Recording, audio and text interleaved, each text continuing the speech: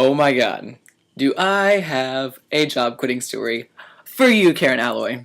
Okay, so, like you said, even the gays deserve to have respect. And I think I deserve just an iota, perhaps, maybe an iota.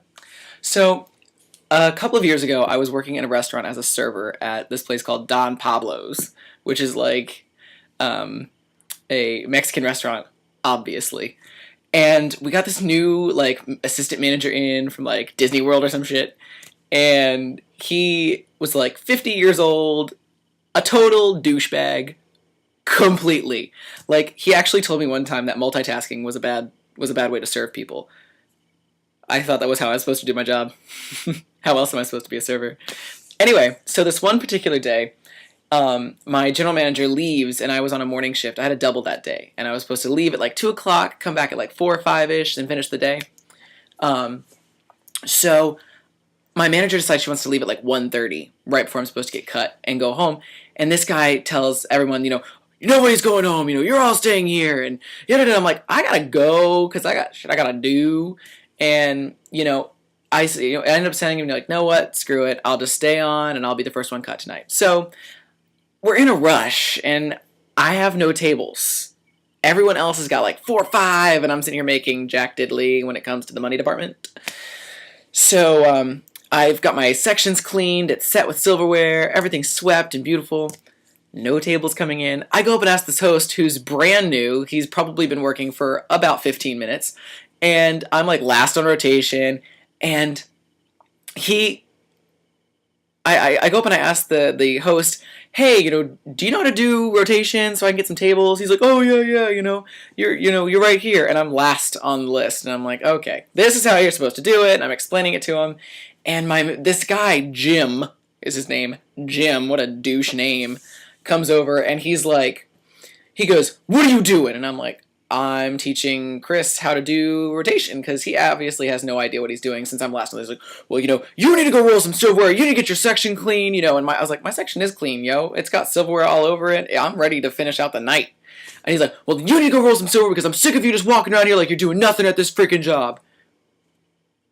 Okay. Calm your jets there, buddy. I got this taken care of. Don't worry. Like I'm just gonna, I'm just gonna rewrite the names on the board because dry erase gets all scratchy throughout the day and it just drives me fucking nuts. OCD. So I reach into the bar and I grab a napkin, and as I start to wipe off the counter, he grabs my hand and pulls it up to him and is holding me like this to my chest, saying, "No, I'm sick of you thinking that you can do whatever you want at this job. You need to listen to me because you're not the boss around here." And I'm just like.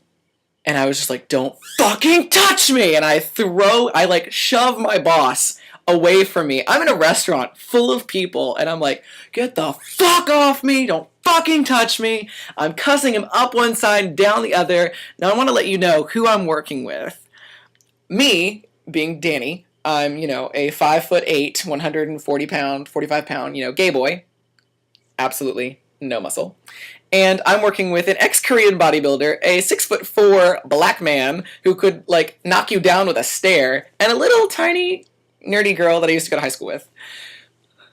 And I'm the one that freaks out. I'm kirking out on this guy. I'm like, I'm sick of you treating us like you're like a piece of shit. You think you can fucking say anything you want to anybody. You're a stupid fucking tool bag.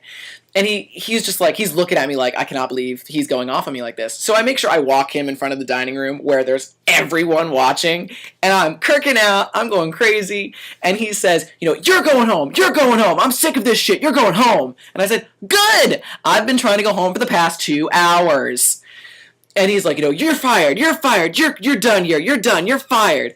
And I looked at him and I was like, dude, you're the assistant manager. Like you fucking have that power. And that's when he got really pissed off. He's like, print out your receipts. So I printed out my receipt. I go back in the back, and I'm like pushing shit, like knocking over trash cans. And he asks one of the prep cooks, Rodolfo. He's like, Rodolfo, I'd like you to come to the office while I do his cash out, please. And Rodolfo's like, why?